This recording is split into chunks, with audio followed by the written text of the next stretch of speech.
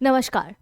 आज हम एक ऐसे अंतर्राष्ट्रीय मुद्दे पर चर्चा करने जा रहे हैं जिसका असर सिर्फ ईरान और अमेरिका तक दोस्तों सीमित नहीं रहने वाला है। आप मेरी बात समझ चुके होंगे, बल्कि इसका असर पूरा मिडिल ईस्ट और वैश्विक अर्थव्यवस्था इससे प्रभावित हो सकता है। अमेरिका और ईरान के बीच ये जो तनाव है वो अपने चरम स्तर पर पहुंच चुका है। अगर आखिरी समय तक कोई कूटनीतिक समझौता अमेरिका और ईरान के बीच में नहीं होता है, तो अमेरिका सैन्य कार्रवाई करता है अगर, तो इसके परिणाम दूरगामी और बेहद गंभीर हो सकते हैं, जैसे कि परिस्थितियां दिखाई पड़ रही हैं। इसी परिदृश्य में सवाल जो है सिर्फ युद्ध और शांति का नहीं बनता, बल्कि लोकतंत्र, क्षेत्रीय स्थिरता, तेल आपूर्ति और वैश्विक व्यापार और अंतर्राष्ट्रीय सुरक्षा का भी बनता है। और इसी कॉन्टेक्स्ट में आज हम समझने की कोशिश करेंगे कि ईरान पर संभावित अमेरिकी हमले के क्या क्या 7 संभावित नतीजे हो सकते हैं।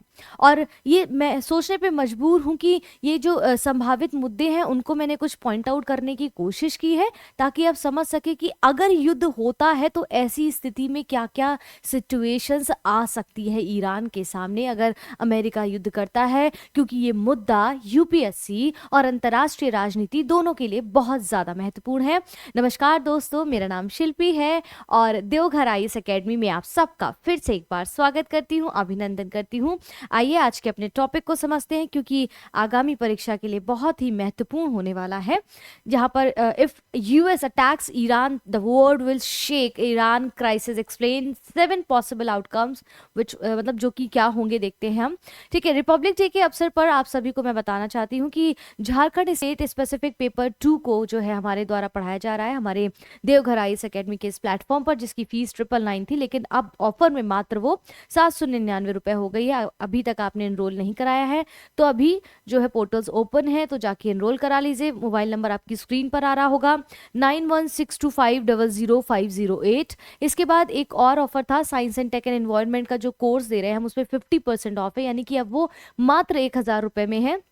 500 ईच पर कोर्स पड़ेगा और इसकी भी इनरोलमेंट अभी चालू है, अभी ऑफर है। इसको लिया नहीं है जिन बच्चों में, ले लीजिए, क्योंकि काफ़ी बच्चों के एडमिशन्स इसमें हो चुके हैं। अगर आपने अब तक नहीं लिया तो इसे ज़रूर इनरोल कराएं। मोबाइल नंबर आपकी स्क्रीन पर कंटिन्यू आ रहा है। फाउंडेशन कोर्स जिसकी ऑनलाइन कोर्स फीस हमारी 40,000 रुपये मात्र है। इसके साथ साथ economics module plus CSAT combo का प्राइस जो कि 3000 रुपये हुआ करता था, उसे हमने रिपब्लिक डे से मात्र 2000 रुपये में कर दिया है। तो ये स्पेशल ऑफर आपके लिए ये ऐसे फेस्टिवल्स पर, ऐसे फेस्टिव सीजन्स पे लाए गए हैं। और अभी तक अगर आपने एनरोल नहीं कराया, क्योंकि काफ़ी एडमिशन्स ऑलरेडी हो रहे हैं, चल रहे हैं, इससे पहले ऑफर्स बिल्कुल ख़त्म हो जाए, इसमें एडमिशन करा लीजिए, आप लेट ना हो जाए और इस ऑफर से हाथ ना धो बैठे। ठीक है, चलिए। ईरान पर संभावित अमेरिकी 7 संभावित नतीजे क्या है? देखिए, अगर सोचिए अमेरिका और ईरान की जो खींचातानी चल रही है, जो ईरान के अंतर्गत जो अव्यवस्था फैली है, अशांति फैली है, उसमें अमेरिका अपने हस्तक्षेप कर रहा है, अपने सभी सैनिक ठिकानों को, वहां पर सैनिकों को भेजकर, तो कभी किसी प्रकार की धमकी, कभी ह्यूमन राइट्स के बारे में यहाँ पर उल्लंघन की बात कर रहा है अमेरिका।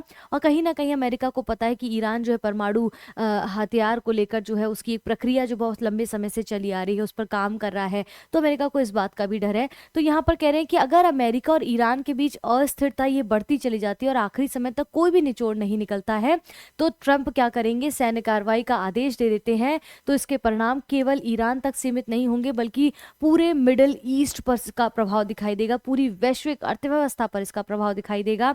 ये रहा आपका ईरान, यहाँ पर ये आपके सऊदी अरब, यमन, ये इजिप्ट, तुर्की, सीरिया, और यहाँ पर आपका इराक हो गया, ये ओमान हो गया, ये पूरे मिडिल ईस्ट पर इसका प्रभाव देगा। और ना केवल मिडिल ईस्ट पर दोस्तों, मैं आपको बता दूं, किसी भी चीज़ का, देखिए कभी भी जब उंगली में कहीं पर भी कोई हाथ में चोट लगी होती है किसी भी अंग में, ठीक है, तो उसका प्रभाव सिर्फ उस पर्टिकुलर अंग में नहीं बल्कि पूरे शरीर में दिखाई देता है। भले ही दर्द कहीं हो लेकिन एहसास कहीं और होता है।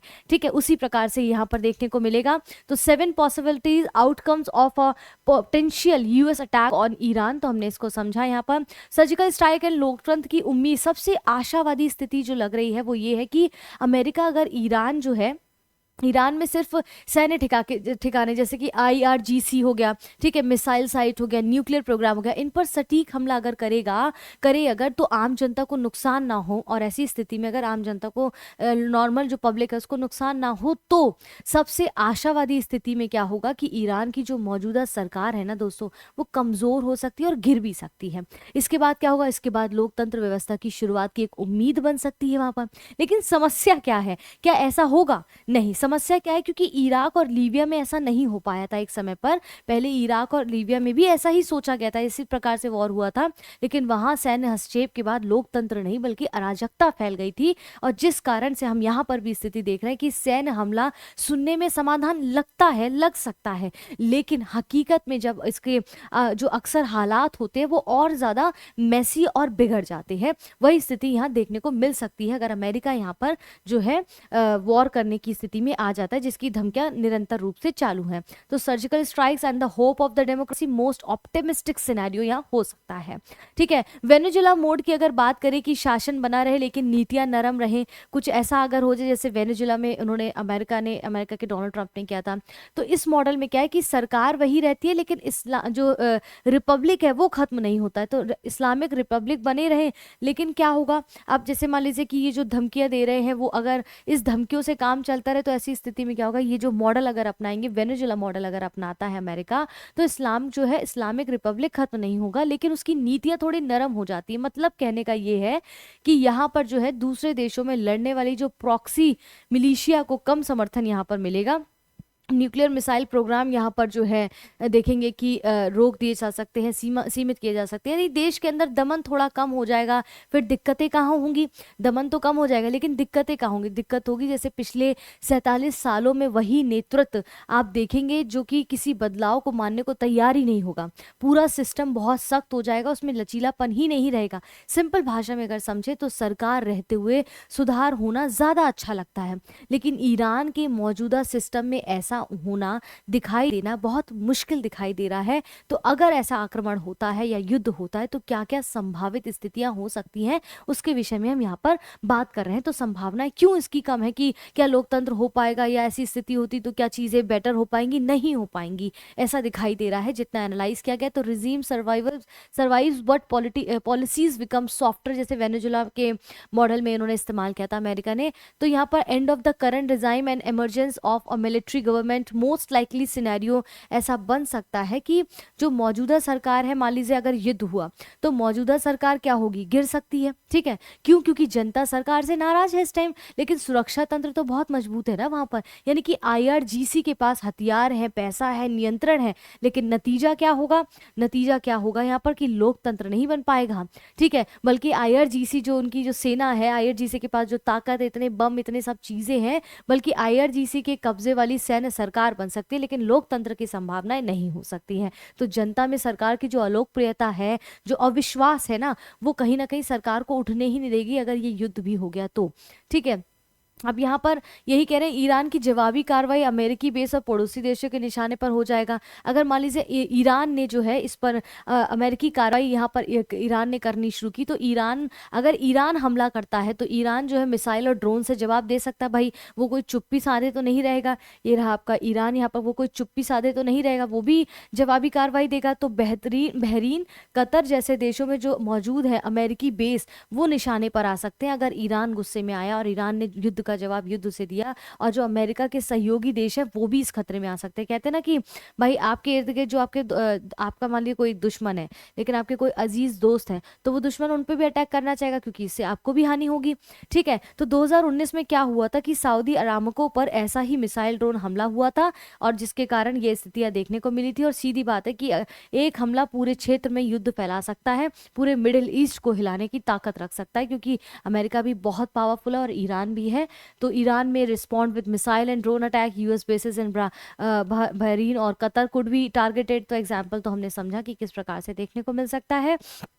इसके बाद होमुर्ज जल डमरू में समुद्री माइन बिछाना। यहाँ पर देखिए क्या होता है, होमुर्ज जो आपका स्ट्रेट ऑफ होमुर्ज है, जो जल डमरू मध्य, मैंने बताया था कि यहाँ पर सबसे ज़्यादा पूरे विश्व में तेल का आवागमन होता है। यहाँ से विश्व का, दुनिया का लगभग 20% तेल जो है यहाँ से ही जाता है। लगभग 20% LNG सप्लाई भी यहीं से होता है। अगर इस प्रकार की युद्ध की परिस्थितियाँ हुई और इस प्रकार से अगर अमेरिका ने आक्रमण किया और ईरान ने क्या क्या तेल, भाई उस परिस्थितियों में रिफाइन होना तेल और दूसरे देशों में भेजना बहुत मुश्किल हो जाएगा, तो बहुत कम क्वांटिटी में आएगा, जिससे तेल की कीमतें बहुत बढ़ जाएंगी। अगर ईरान माइन यहाँ पर बिछा देता है तो जो वर्ल्ड लेवल पर तेल की कीमतें, उसमें बहुत ज़्यादा उछाल देखने को मिल सकता है और अंतर्राष्ट्रीय व्यापार काफ़ी हद तक बाधित हो सकता है। ऐसी संभावनाएं बनती हुई दिखती हैं अगर इस प्रकार का वॉर होता है। देखिए पूरे विश्व में किस प्रकार के सर्कमस्टांसेस बने हुए हैं कि ब्रिटेन अब चाइना से हाथ मिला रहा है, भारत EU के साथ फ्री ट्रेड एग्रीमेंट कर रहा है, अमेरिका एक अपना अलग पैक्स सिलिका की बात कर रहा है, ग्रुप इनिशिएट लेने की बात कर रहा है, ठीक है। वहीं ब्रिक्स में आप देखेंगे डी डॉलराइजेशन की स्थिति दिख रही है। वहीं भारत जो है